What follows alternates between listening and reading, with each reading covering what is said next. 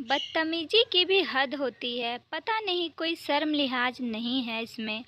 1.5 वर्षीय आयुष को गोद में उठाए कंचन बड़बड़ाती हुई बालकनी से अंदर कमरे में घुसी। अरे क्या हो गया और ये इतना गुस्सा किस बात पर हो रहा है? पंकज ने अपनी पत्नी कंचन का तमतमाया चेहरा देखकर पूछा। तो वो बोली, सामने वाली सोसाइटी में कोने पर दूसरी मंजिल का फ्लैट है ना, उसकी बालकनी में से एक बूढ़ा खुसट कई दिनों से मुझे घूर रहा है। कंचन ने मुंह बनाकर कहा और गोद से नन्हा सा आयुष को बेड पर लिटा दिया। ये बात सुनकर पंकज ने बाहर बालकनी में जाकर देखा तो सामने वाली सोसाइटी में एक सफ़ेद दाढ़ी वाला बूढ़ा अपनी बालकनी में टहलता हुआ दिखाई दिया। लगता है कोई नया परिवार अभी हाल ही में आया है। पंकज अंदर कमरे में जाकर कंचन से कहा, जो आयुष को थपकियां देकर सुलाने का प्रयास कर रही थी। हाँ, यही कोई 15-20 दिन ही हुए हैं आए को, पर मुझे बालकनी में सिवाय उस बूढ़े के और कोई कभी दिखाई दिया ही नहीं। जब देखो कभी कुर्सी डालकर बैठा मिलेगा तो कभी टहलता हुआ, मगर नज़रें इधर हमारी बालकनी पर ही गड़ाए रखेगा। बूढ़ा खुसट को अपनी सफ़ेद बालों का, अपनी उम्र का भी ख्याल नहीं है। कंचन लगातार बड़बड़ा रही थी। तब पंकज बोला, इन फ्लैटों में बूढ़े बेचारे भी क्या करें, बस ऊपर टंगे रहते हैं। बालकनी में थोड़ा टहल लिया या बैठकर धूप सेक ली। तुम बेकार ही बेचारों पर गुस्सा कर रही हो। उसने हंसते हुए कंचन को समझाने का प्रयास किया। अकेले या आयुष को लेकर जब भी बालकनी में जाती हूँ तो इस खुसट की नज़रें इधर ही गड़ी मिलती है। और तो और, कंचन कहते कहते रुक गई। और क्या कंचन? मत पूछो, कल शाम को इसने हद ही कर दी। ये मोबाइल लेकर खड़ा था और सच कहूँ मुझे लगा इसने चुपके से मेरी फ़ोटो भी ली है। क्या? तुमने ये कल ही क्यों नहीं बताया मुझे? ये सुनकर पंकज को भी उस बूढ़े की इस हरकत पर गुस्सा लगा। ठहरो, अभी जाता हूँ और लेता हूँ उस बूढ़े की क्लास।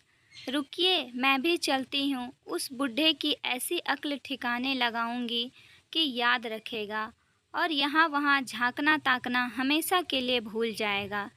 तभी काम वाली उमा वहाँ आ गई अपने काम निपटाने के लिए। अरे उमा, आ गई तू? ज़रा आयुष का ख्याल रखना, हम अभी आते हैं, कहकर दोनों तेजी से नीचे उतरे और भनभनाए हुए उस सोसाइटी में रहने वाले बूढ़े के फ्लैट की सीढ़ियां चढ़ गए। बेल बजाने पर दरवाजे बूढ़े ने ही खोला। उन्हें देख बूढ़े के चेहरे पर मुस्कान आ गई। अरे आप, आइए आइए, अंदर आइए। कमरे में नाम मात्र उजाला था। दीवार से लगे एक दीवान पर कोई लेटा था।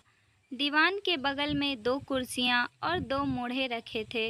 इससे पहले पंकज या कंचन कुछ कह पाते, एक धीमा सा स्त्री का स्वर कमरे से उभरा, जिसके शब्द पंकज और कंचन समझ नहीं पाए।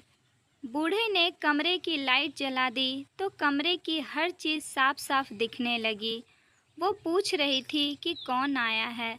वह बूढ़ा आदमी बोला, पिछले 1 साल से अधरंग है, यह बेड पर ही रहती है। कहते हुए बूढ़ा बुढ़िया के करीब सिराहने की तरफ बैठ गया।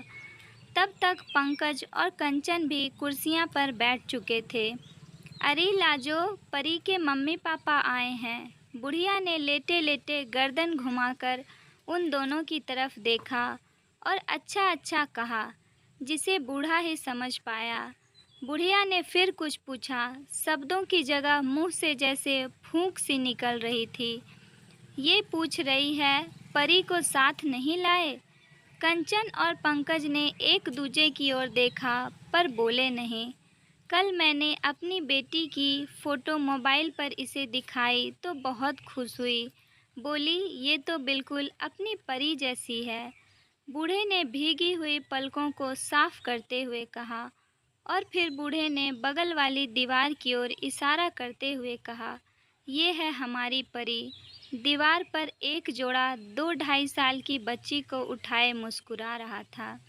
ये आपके बेटा, बहू और पोती हैं? कंचन के मुंह से बहुत मुश्किल से ये शब्द निकले। हाँ हाँ, बिल्कुल ठीक पहचाना बिटिया तुमने। बूढ़े ने चहक कर कहा, हमारी परी भी आपकी बिटिया की तरह ही थी। बूढ़े का चेहरा खिला हुआ था। मगर ये क्या, ये अब आपके साथ नहीं रहते? पंकज ने चुप्पी तोड़ते हुए पूछा। इस पर बूढ़े का खिला हुआ चेहरा एकदम से मुरझा गया। उसकी आंखें भीग गई। बेटा, अब ये तीनों वहाँ चले गए जहाँ से कोई लौट कर नहीं आता। मतलब? कंचन और पंकज एक साथ बोले। बेटा, गांव से शहर आए थे सब कुछ बेचकर, कि बेटे और बहू और पोती के साथ आखिरी दिन बिताने के लिए। मगर ईश्वर को ना जाने क्या मंजूर है, पहले तुम्हारी आंटी को अधरंग और फिर एक एक्सीडेंट में बेटा बहू और हमारी परी, हमने सब कुछ खो दिया। जिंदगी बोझ लगती है मगर जीना तो पड़ता है ना। ये मेरी पत्नी है, मेरी जीवन संगिनी। इसे अकेले कैसे छोड़ दूं? जी रहे थे किसी तरह, इसलिए यहाँ बेटे के फ्लैट में रहने आ गए, उस किराए के मकान से। किस्मत देखो, मुझे उस दिन बिटिया के हाथों में हमारी परी दिखाई दी तो यूं लगा जैसे किसी ने रेगिस्तान में से किसी प्यासे को पानी दे दिया हो। जब मैंने तुम्हारी आंटी को बताया तो ये परी को देखने की जिद करने लगी, तो मैंने तुम्हारे साथ उसकी फ़ोटो खींचकर दिखाई मोबाइल फ़ोन पर। ये बहुत खुश हुई। महीनों बाद इसके चेहरे पर मुस्कुराहट आई थी। कहते हुए वह बूढ़ा चुप हो गया।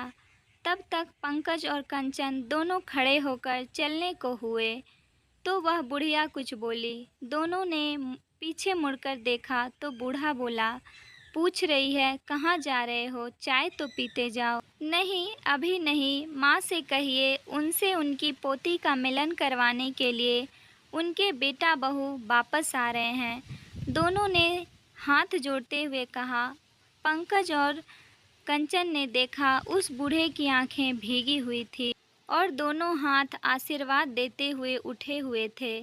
तो दोस्तों, आज की हमारी कहानी आप लोगों को कैसी लगी? अगर पसंद आई हो तो प्लीज़ लाइक करें और ज़्यादा से ज़्यादा ज़रूर शेयर करें। कहानी सुनने के लिए आप लोगों का बहुत बहुत धन्यवाद।